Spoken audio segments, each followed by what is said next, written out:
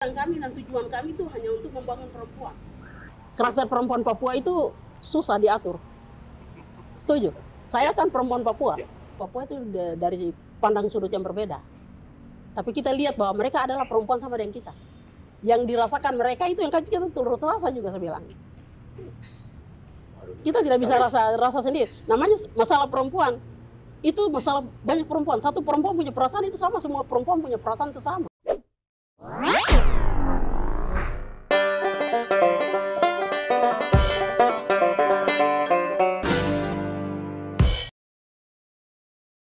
Hai, halo, selamat jumpa bersama dengan saya Yuda di podcastnya RRI Sorong, Torang Bicara.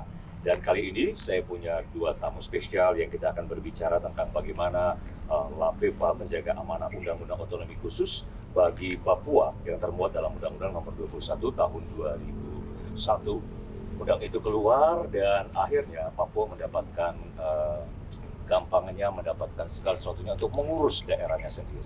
Nah, pengurusan daerah ini kadang-kadang bisa menyenangkan beberapa pihak, tapi kadang-kadang atau bahkan lebih banyak bahkan tidak sesuai dengan amanat undang-undang itu. Nah, kali ini dengan narasumber saya yang hebat-hebat, yang tentunya akan surprise juga buat Anda karena mereka ternyata adalah wanita-wanita hebat atau kita biasa panggil mama-mama Papua. Selamat Bakudapa. Ya, selamat sore, selamat Bakudapa. Selamat Bakudapa. Ya. Oke, Mama mungkin bisa perkenalkan langsung buat penonton saya podcast. Ya. Baik, saya memperkenalkan nama dulu. Saya Adolena Dekondologi, sarjana teologia. Saya sebagai salah satu pendiri Lembaga Adat Perempuan Papua di Provinsi Papua Barat waktu itu. Kebetulan kami perempuan Papua berangkat dari kegagalan, berangkat dari ketidakpastian kami terhadap perekrutan calon DPR. Sehingga kami ini hanya dipakai sebagai slogan atau sebagai sebagai pelengkap penderita seperti itu di partai untuk memenuhi pelengkap partai, administrasi partai. Akhirnya tidak tahu ya, dengan kondisi seperti itu hikmah Tuhan untuk bagaimana kami bergerak keluar dari bagian itu dan kami tidak usah lagi ada di partai karena kami bukan bagian dari perempuan partai, tapi kami bagian di lapangan bagaimana kami harus membangun perempuan Papua, merubah karakter, membentuk karakter, dan memajukan karakter perempuan Papua. Oke, Mama Ado. Mama Ado. Mama Ado. Ya. Oke, Mama Ado. Satu lagi perempuan hebat Papua. Boleh memperkenalkan dulu? Ya, baik.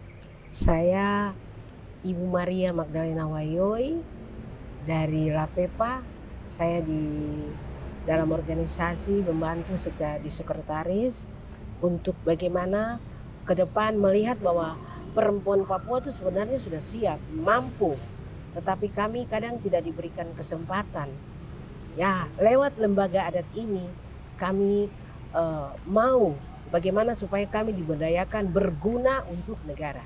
Oke, baik. Ini berarti LAPEPA ini. Ya. Mungkin penonton saya di luar sana bertanya-tanya LAPEPA itu apa, terus kehadirannya untuk memperjuangkan apa begitu. Mama Ado boleh? Iya. Kapan begitu berdirinya? Baik, LAPEPA itu kepanjangan dari Lembaga Adat Perempuan Papua. Kami perempuan Papua terdiri dari 7 wilayah adat di tanah Papua. Ada ada wilayah adat yang pertama itu Manta, wilayah adat kedua itu Sereri, wilayah adat 3 itu Doberai, wilayah adat 4 itu Bomberai, wilayah adat 5 Animha, dan wilayah adat 6 itu Lapago, wilayah adat 7 itu Mepago. Dan di antara wilayah 7 wilayah adat itu disitulah mendiami perempuan-perempuan adat tanah ini. Sehingga adanya Lembaga Adat Perempuan Papua kami begitu hadir, kami tidak sendiri, tapi kami merangkum, mengayumi perempuan 7 wilayah adat yang sudah tersebar di atas tanah Papua. Ada di mana-mana. Sehingga kita berada di dalam satu wadah atau satu lembaga organisasi untuk memajukan konsep perempuan ke depan seperti apa. Pikiran kami dan tujuan kami itu hanya untuk membangun perempuan. Kami melihat yang tidak sesuai dengan masyarakat atau dengan perempuan, itulah perjuangan yang kami harus memperjuangkan perempuan. Itu harapan kami gitu. Sehingga LAPEPA itu ada di mana-mana. Dia ada di perempuan, dia ada membantu untuk dia membela perempuan, ada di bagian kepolisian, ada di mana saja dia siap untuk melayani. Itu harapan kami. Di 7 daerah yang ada di tanah Papua ini ya, Iya. hadir semua di situ mereka ya. Iya, jadi di situ seperti di Kota Sorong waktu itu di Kota Sorong itu yang pimpin Kota Sorong itu perempuan Jayapura. Itu perempuan Jayapura dari Sarmi. Yang pimpin Tamro sana perempuan Jayapura dari Genyem. Jadi tidak menutupi bahwa di sini karena tanah adat di sini, jadi itu harus orang Moi begitu misalnya, tidak. Atau saya ada di Manokwari karena di sana itu tanah Arfak jadi harus perempuan Arfak, tidak. Namanya perempuan Papua yang rasa memiliki, rasa terpanggil, bagaimana dia bisa ada di lingkungan itu untuk dia membangun, ya memajukan perempuan. Iya. Oke, tadi Mama sempat bilang kalau perempuan Moi dia bisa jadi di Jayapura, Ya. dia bisa jadi di. Iya, betul. Tapi perempuan-perempuan di sana menerima hal itu? Mereka terima. Kebetulan dari perempuan di 4 provinsi di Papua, sementara mereka sudah connect dengan saya, mereka minta untuk LAPEPA harus tersebar buka di 4 provinsi juga. Sehingga tidak cuma ada di Papua Barat dan Papua Barat Daya. Tapi kalau boleh ada di sana sehingga kita pakai satu komando untuk kita berbicara. Jadi kita tidak bicara pakai nama ini, nama itu lagi, tapi hanya satu nama yang kita bicara tentang perempuan. Keberadaan LAPEPA sendiri sejak kapan di Manado? Keberadaan LAPEPA itu kami berdiri tanggal 21 April tahun 2014. 2014, Ya. 21 April ya? Ya, 21 April. Kami dilantik di Manokwari oleh Bapak Gubernur, almarhum Bapak Abraham Atururi, dan dihadiri oleh Ibu Menteri Pemberdayaan Jakarta dan disaksikan oleh 13 staf kementerian dari Jakarta. Wah, berarti memang sah sekali ini ya. Ya, jadi kami tidak daftar saja di Papua dan Papua Barat, tapi kami mulai berawal dari sana ke sini, dari Jakarta kemarin. Oke. Kemudian setelah keberadaannya ini hadir di 7 daerah tadi, Ya. apa karya besar LAPEPA yang sudah memperjuangkan hak wanita Papua ini? Iya, karya perempuan Papua itu masih dalam ruang yang belum terbuka. Dia masih dalam ruang yang sempit, yang belum menerima hak sepenuhnya, belum menerima. Tapi dengan keberadaan itu, bagaimana kami bisa dobrak itu? Kami keluar dari ketidakpastian kami itu untuk kami bisa jadi perempuan yang siap untuk mandiri, perempuan yang siap untuk berdaulat, dan perempuan yang siap untuk melakukan aktivitas dan segala macam. Sehingga kita tidak dipandang sepele. Tidak dipandang bahwa kita perempuan Papua itu seperti itu. Tapi perempuan Papua sudah siap dan bisa juga. Cuma waktunya yang belum dikasih. Harapan kami supaya ke depannya itu bukan hanya kalangan ini, tapi pemerintah juga memberikan ruang itu kepada LAPEPA, bukan LAPEPA tapi kepada perempuan Papua. Jadi saya di Manokwari membawahi 13 daerah. Saya setiap tahun itu saya turun ke daerah-daerah ketemu dengan bupati-bupati. Ketemu dengan pemerintah untuk saya mendorong perempuan yang sudah di eselon berapa itu harus dinaikkan mereka untuk kepala seksi, kepala bagian dan segala macam untuk mempersiapkan mereka sebagai kepala dinas gitu. Jadi peran kami perempuan untuk kami memperjuangkan bagian dari itu. Sejak berdiri dari 2014 sampai saat ini, perjuangan itu beratkah sampai saat ini atau ada di tahun-tahun tertentu Mama Ado dan teman-teman LAPEPA merasa bahwa cukup berat di tahun ini harus memperjuangkan itu? Iya, saya Tahun berapa itu Mama yang rasanya? kayaknya tidak berat ketika kita ada di situ, rasa bahwa kita bagian daripada perempuan Papua yang kami siap untuk kami terjun, siap untuk bergerak. Jadi tidak pandang bulu bahwa ada tantangan atau ada hambatan atau ada apa. Tapi ketika kita turun di lapangan, kita disambut oleh perempuan. Saya begitu turun di fak-fak saja, itu mereka sudah buat pamflet baliho di sana untuk jemput saya. Saya juga tidak tahu seperti itu. Mereka sudah siap dan saya bilang saya malu sekali kalian bikin. Tidak. Mama sebagai seorang tokoh, penegak dan pendiri Lembaga Adat Perempuan Papua, kami boleh hadir di atas tanah ini. Kami melihat Mama dari sisi itu. Jadi kami ada itu bukan karena pribadi kami, tidak. Tapi kami melihat kembali ke belakang. Perempuan Papua itu seperti apa. Perempuan Papua itu perlu merubah karakter, membentuk karakter dan membangun karakter. Menarik ini ya. Iya. Karakter perempuan Papua ini perlu dirubah. Ya. Merubah karakter, membentuk karakter. Dia merubah dulu baru dia bentuk. Ya. Baru dia bangun karakternya. Jadi karakter perempuan Papua itu susah diatur. Setuju? Saya kan perempuan Papua. Ya.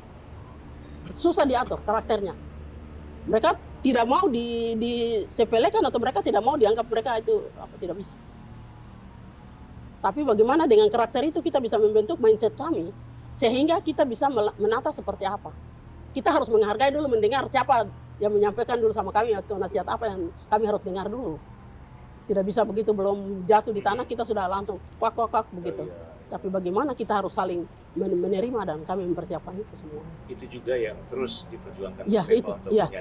menyadarkan Ya, berubah mindset. ya berubah mindset. warga Papua. Ya, berubah Cukup mindset. keras ya dengan Ya. pendirian ya. Ya, sikap keras. Jadi memang saya punya rencana tahun 2029 kami perempuan LPP kami harus rebut kursi Jakarta. Harus siap. Mulai dari sekarang kami sudah mulai cari-cari bibit ini, sudah siapkan ini. Seperti itu, untuk bisa merebut Jakarta. Jadi jangan kita di daerah saja, tapi kita harus ada di sana sehingga ada tolak ukur atau ada ini ya, ada benang yang tersambung ke sana itu bisa ada apa begitu, seperti itu. Bagaimana memajukan perempuan Papua.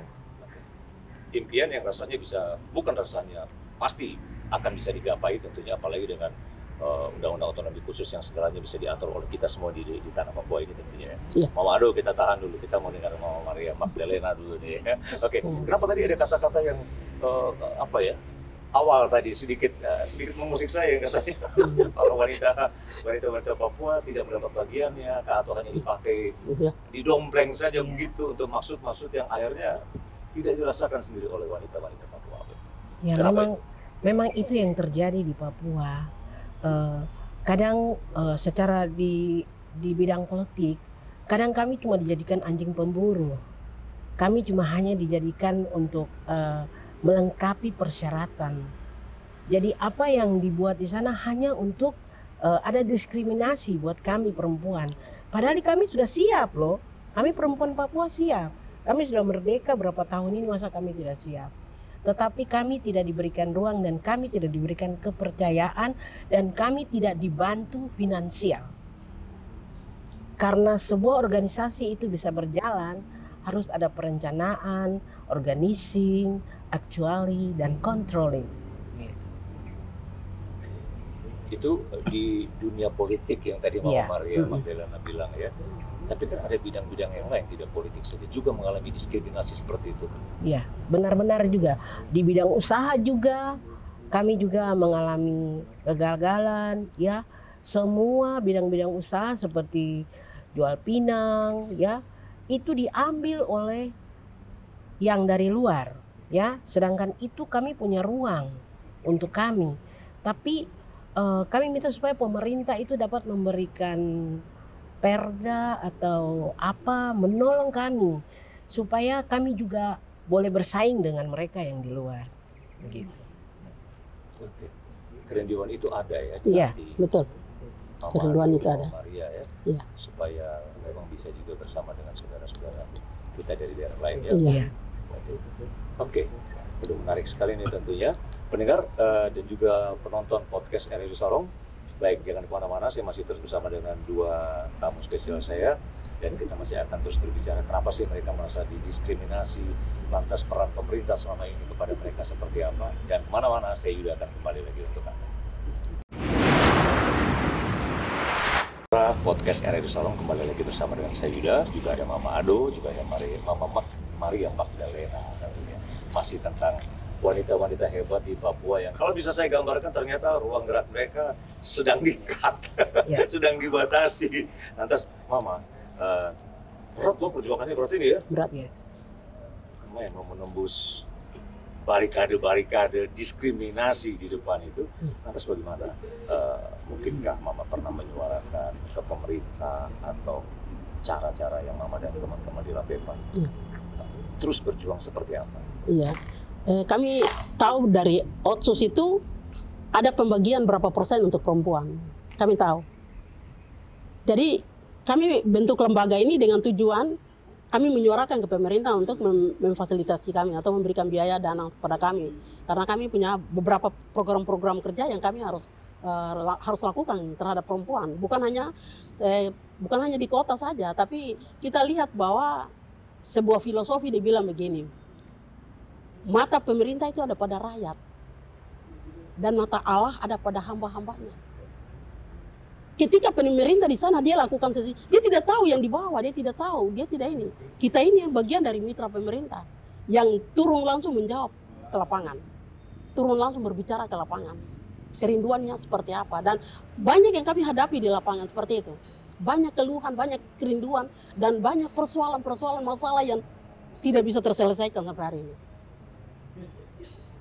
Ada banyak hal menyangkut baik itu anak-anak kami yang mau masuk ke kepolisian, mendaftar diri ke kepolisian ataupun ini, itu banyak tantangan masalah yang mereka hadapi. Tapi ketika mereka melarikan diri untuk menyuarakan hal itu kepada kami, ya kami ini siapa?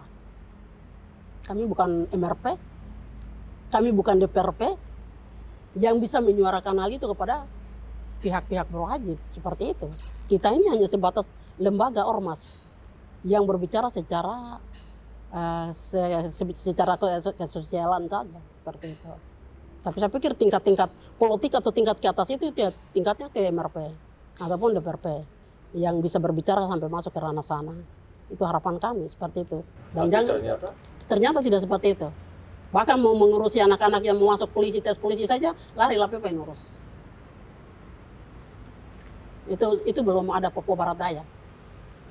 Itu LAPEPA urus sampai di Polda, sampai di Manokwari sana urus itu. Bagaimana memperjuangkan anak-anak yang punya kerinduan untuk mau jadi anggota polisi, mau jadi anggota militer, TNI, Polri dan segala macam itu. Kami LAPEPA sih yang mengurus. Bukan hanya itu saja. Bahkan persoalan-persoalan perempuan yang sampai di polisi, kalau polisi tidak mampu selesaikan, kami LAPEPA siap untuk kami hadir di situ untuk menyelesaikan masalah-masalah yang kami ada di tengah-tengah. Bisa terselesaikan. Terselesaikan. Ketika LAPEPA turun. Siap itu. Wanita itu kasih terlalu spesial buat wanita. Luar biasa. Iya. Luar biasa. Benar. Iya. Sekarang Pak Isir jadi Kapolda ya. Itu zamannya dia jadi Kapolres di Manokwari itu saya ada bagian mitra daripada Bina Mitra untuk menyelesaikan masalah di kepolisian. Masalah sampai berminggu-minggu di situ, saya turun masalah selesai kalian. Kita berbicara dari sisi adat. Kita menyelesaikan sesuatu persoalan tidak bisa dengan kekerasan. Tidak bisa kita tidak mengerti tujuan masalah itu, tidak bisa. Dan kita harus kajikan dengan masalah adat di dalamnya. Ketika kita kajikan itu, yang tadi debat sampai mau bakal dengan polisi dan segala macam, redah karena kita menjelaskan bagaimana hidup orang adat itu seperti apa. Dan cara menyelesaikan secara adat itu seperti apa. Dan saya selalu dipakai sana waktu Pak Isir masih ada di Kapolres Manokwari. Sepintas perbincangan kita ini saja saya melihat memang Mama Ado punya pemikiran yang jauh ke depan. Kemarin-kemarin ada pemilihan legislatif tidak? Dia bicara dan saya bicara banyak. itu tujuan. Ya, oke. Itu tujuan kami. Kami ingin bawa banyak masalah ini, kami ingin mau taruh di sana. Tapi begitu, perempuan Papua punya uang berapa? Berapa miliar? Itu Bapak Lambert pernah bilang, kamu perempuan punya uang ada berapa? 4 miliar, 3 miliar, baru kamu maju. Wah, itu kata kami mau semangat dan mundur tempo sudah. Sepertinya begitu. Karena segala sesuatu itu politik itu dibeli dengan uang. Ya. Itu harapan kami. Dan memang kerinduan. Bagaimana ketika kami ada di situ, apa yang kami mau lakukan untuk tanah Papua ini atau mama-mama Papua seperti itu. Oke, sekarang dengan undang-undang otonomi khusus lebih bergerak bebas begitu ya. Bagaimana LAPEPA juga memainkan peran lewat undang-undang? Iya, saya pikir otonomi khusus ini waktu kami punya acara di Manokwari, saya hadirkan Dirjen Otus dari Jakarta. Kita berbicara banyak tentang otonomi khusus. Kita lihat bahwa pembagian otonomi khusus itu tidak secara keterbukaan untuk perempuan. Cara pelayanan pembagian kepada perempuan itu tidak ada. Jujur saya kasih tahu, tidak ada. Sehingga hak-hak kami berapa persen di dalam undang-undang Otsus itu dipangkas. Itu dipangkas, tidak tahu kemana itu dananya. Dan hal ini kami tidak duduk diam di sini. Sewaktu-waktu kami akan ke Jakarta. Kami tidak duduk diam dengan hak kami yang sudah ada pembagian di dalam undang-undang Otsus itu. Kenapa tidak dilayani? Kenapa tidak diberikan? Ada apa di balik itu? Jadi itu kerinduan kami yang kami harus memperjuangkan hal itu. Dan di Manokwari, LAPEPA melahirkan yang namanya Biro Otus. pemerintah bagian Biro Otus dari Dirjen Otus tadi. Adanya Biro Otus di Manokwari. Papua tidak ada Biro Otus, hanya ada di Manokwari. Mama Maria Magdalena, apa yang Mama Maria Magdalena mau tambahkan dari inisiatif Mama Ado? Mama Maria di Sorong saja. Juga kalau Mama Ado kan round seluruh Papua. Iya. Saya mendampingi Mama Ibu Ado di mana saja. Oh. Ibu Ado berada, saya selalu bersama-sama dengan Ibu Ado. Dan banyak memberikan masukan sesuai dengan pendidikan yang saya dapatkan ya. Karena saya melihat di sini kita harus mengembalikan kepercayaan diri daripada perempuan Papua. Harkat dan martabat perempuan Papua sehingga mereka mampu menikmati hak-haknya. Seperti itu. Dan mengembalikan juga kedaulatan perempuan Papua. Dan juga mencerdaskan dan meningkatkan kemampuan perempuan Papua. Sebenarnya perempuan Papua itu sudah mampu, bisa, cuma kami tidak diberikan ruang. Sangat-sangat kami tidak diberikan uang dan kami tidak dibantu dengan finansial. Pemerintah tahu, kami datang berapa kali tapi kami hanya dianggap sebelah mata. Kadang kami menangis bagaimana caranya.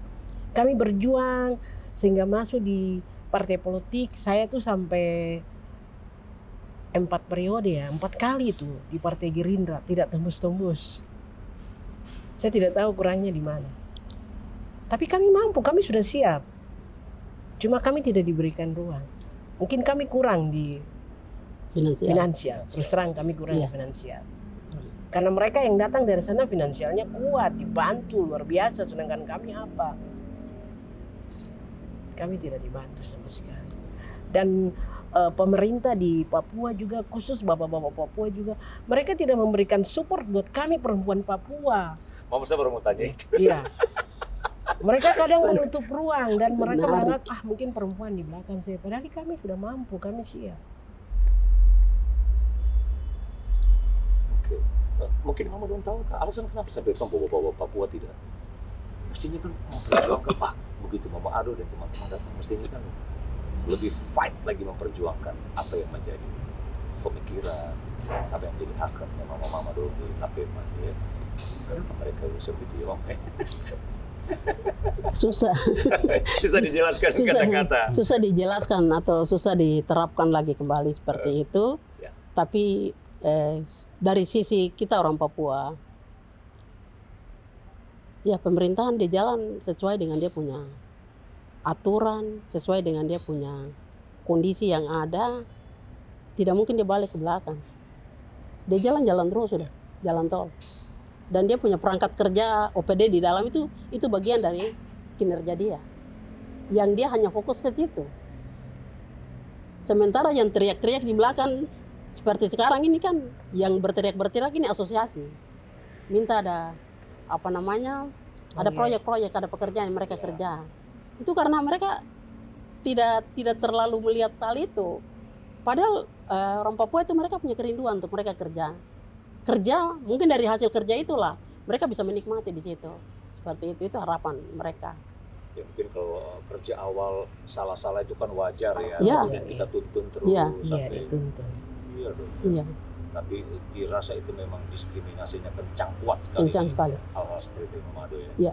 Mama Ado ada kabar nggak sih kalau selama ini koordinasi dengan Jakarta seperti apa Jakarta langsung melihat Mama Lapepa datang ke instansi mereka misalnya, selamat datang disambut dengan tangan terbuka. Iya. Atau mereka melihat ini apa lagi dari Papua? Iya. Atau Biasanya kalau kita ke Jakarta mereka sudah pada datang, begitu kita lapor sebut nama, langsung mereka ini. Sementara yang lain biar sudah duluan tapi tidak terlalu respon begitu.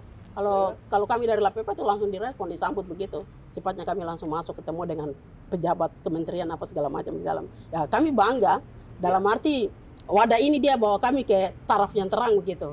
Dia bawa kami ke depan. Bagaimana kami kembali perempuan Papua koreksi diri untuk bagaimana bisa siap tidak untuk tampil berhadapan langsung dengan pejabat-pejabat pusat untuk berbicara tentang masalah pembangunan perempuan dan lain sebagainya. Harapan-harapan itu yang kami sementara ini menjalankan hal itu seperti itu. Oke. Berarti lewat podcast saya tentunya orang di luar sana menonton dan mereka tahu bahwa inilah persoalan real ternyata yang terjadi di tanah Papua ya. Iya. Oke. Setelah itu terutama untuk perempuan-perempuan Papua tadi Mama bilang mau merubah mindset mereka. Apa yang sudah LAPEPA lakukan supaya mereka bisa tadi Mama bilang dibentuk, kemudian mereka bisa membangun. Iya. Kalau beberapa perempuan Papua yang ada di 13 daerah yang kami lihat, dan saya baru pulang dari Fak-Fak, baru pulang dari Kaimana, di sana saya lihat mereka bagaimana dengan mindset mereka, cara pembawaan mereka, bagaimana untuk mereka melayani tamu yang datang, bagaimana mereka berhadapan dengan pejabat seperti apa untuk membicarakan mereka punya kepentingan dan bagaimana mereka ada di tengah-tengah itu. Jadi ketika kami terus hadir dan kami terus menyuarakan mindset perempuan untuk bagaimana terus berubah dan terus berubah, mereka terima untuk bagaimana mereka siap untuk tampil seperti itu. Jadi mereka bilang supaya di Papua Barat dan Papua Barat Daya itu bukan hanya ADO satu tapi ADO banyak gitu. Mereka punya harapan itu ADO banyak yang bicara. Saya bilang ya cuma satu ADO Sorong. Kalau ADO Sorong itu dia bicara di mana-mana, dia bersuara di mana-mana, tapi dia bicara kepentingan banyak orang. Ya, kepentingan banyak orang. Itu harapan. Bang Ri, setelah tadi Mama Ado bilang perempuan Papua memang harus mindsetnya dirubah, ya harus mungkin dilebur dulu baru kemudian dibentuk dia gitu. Saya melihat bahwa perempuan Papua tuh kadang dia merasa kalau kita dalam sebuah pertemuan ya, dia mau duduk di belakang. Tapi saya mau katakan bahwa kalian sudah bisa, harus duduk di depan. Kalau tidak bisa, harus bicara bahwa kami bisa. Jadi kami di sini bagaimana berdayakan perempuan Papua lewat LAPEPA ini supaya mereka bisa tampil mandiri, percaya diri bahwa mereka mampu, mereka bisa. Itu yang menjadi kebutuhan paling urgent saat ini. LAPEPA. Iya, jadi LAPEPA berdiri dia sebagai payung rumah besar, bukan payung tapi rumah besar ya. Rumah besar untuk dia melindungi, mengayomi perempuan 7 wilayah adat di atas tanah ini. Jadi tidak menutupi kemungkinan bahwa perempuan non Papua punya persoalan. Kami siap untuk ikut menyelesaikan dia punya masalah. Jadi tidak hanya sebatas perempuan Papua. Perempuan non Papua yang tinggal di atas tanah ini dia berhak untuk dilindungi. Akhirnya penegasan ini keluar dari Mama. Iya. Padahal saya juga mau tanya ini kira-kira perempuan Papua dari kriteria seperti apa yang dilindungi dan disuarakan makanya oleh LAPEPA, ternyata Mama baru menjelaskan itu ya. Jadi tidak menutup itu. Jadi jangan perempuan non Papua menganggap bahwa kita sendiri ya, kita tidak. Kami butuh mereka. Dengan mereka punya karakter yang ada, bagaimana karakter itu mengisi karakter yang kosong untuk dipenuhi, sehingga karakter kosong itu juga dia ikut turut berkembang seperti itu. Jadi saya sampaikan untuk teman-teman, saya bilang jangan lihat perempuan non Papua itu dari pandang sudut yang berbeda, tapi kita lihat bahwa mereka adalah perempuan sama dengan kita. Yang dirasakan mereka itu yang kita turut rasa juga, saya bilang. Kita tidak bisa rasa sendiri. Namanya masalah perempuan. Itu masalah banyak perempuan. Satu perempuan punya perasaan itu sama, semua perempuan punya perasaan itu sama. Tidak ada satu perempuan bilang dia perasaan itu beda kayak mungkin beda apa, tidak. Perempuan satu punya persoalan itu, perempuan semua pasti rasa itu persoalan itu. Nah, bagaimana kita lindungi itu perempuan? Seperti itu. Berarti cukup spesial ya para kaum perempuan yang hidup di tanah Papua ini dengan adanya LAPEPA ini sebenarnya sudah memang harus bersatu kok dan memang menyuarakan. Kalau zaman dulu mungkin Kartini sendiri seperti itu agak susah ya. Ini sekarang ada Kartini Papua ini saatnya memang harus semua para perempuan di Papua bersatu lewat jalur LAPEPA inilah merebut kembali apa yang menjadi hak dari. Oke. Jangan kemana-mana, saya Yuda akan kembali lagi dengan dua wanita, dua mama Papua yang hebat dalam podcast Torong Bicara.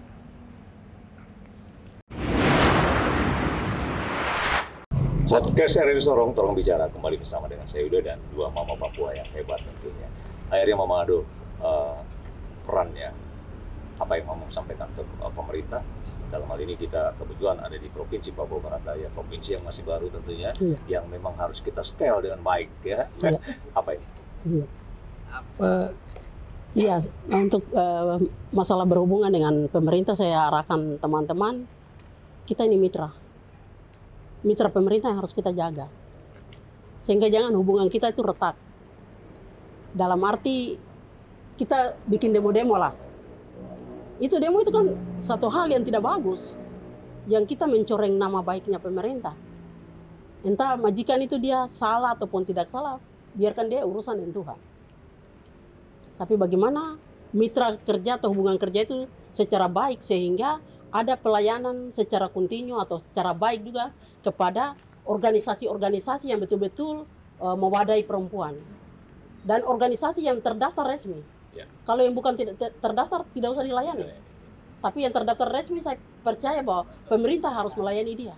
Harus membantu karena dia bagian daripada mitra pemerintah. Itu yang tadi saya katakan dari awal bahwa mata pemerintah ada pada rakyatnya. Bukan pemerintah yang turun langsung di lapangan. Dia tidak tahu duduk di pasar, dia tidak tahu. Dia tidak tahu duduk di tepi pantai sana dia mencari atau dia duduk berjualan ikan, dia tidak tahu. Keluhan yang terjadi di sana dia tidak tahu. Tapi bagian dari perangkat ormas, organisasi yang ada di lapangan, dia itu adalah biji mata pemerintah. Yang melihat semua persoalan-persoalan masyarakat di lapangan, itu yang nanti dia akan menjawab atau dia menyampaikan kepada pihak-pihak pemerintah seperti itu. Itu harapan kami. Seperti itu. Mama Maria, harapan saya pemerintah dapat membuka diri supaya membantu kami lembaga untuk menjadi mitra kerjasama, supaya membantu pemerintah bagaimana melihat manajemen konflik yang ada di Papua ini, terutama terhadap ibu dan anak. Manajemen ini sangat konflik ini terlalu besar. Bagaimana seorang anak itu bisa hidup di piring yang pecah? Dia bisa makan di piring yang pecah. Dan kami mama-mama ini yang selalu kalau anak pulang tanya, mama bagaimana? Bapak pulang juga tanya, mama bagaimana? Semua kami nampung semua itu. Jadi pemerintah kalau bisa membuka diri, melihat kami, membantu kami, mensupport kami, supaya kami juga bisa menjadi mitra bersama-sama dengan pemerintah. Baik, begitu. Ya, Mama Ado, Mama Maria Magdalena, sampai tahun depan nggak bisa habis nih kita bicara ini. Iya. Tapi dari perbincangan kita, saya lihat ada semangat yang tidak pernah padam. Yang saya tahu sesuatu yang baik tidak bisa disembunyikan. Iya. Dia pasti akan muncul seperti sinar mentari. Mama Ado tetap bersemangat ya sama mama-mama kita yang lain. Bahkan jaminan pasti juga bahwa semua perempuan yang ada di tanah ini, yuk kita bersatu yuk lewat lampu panjang.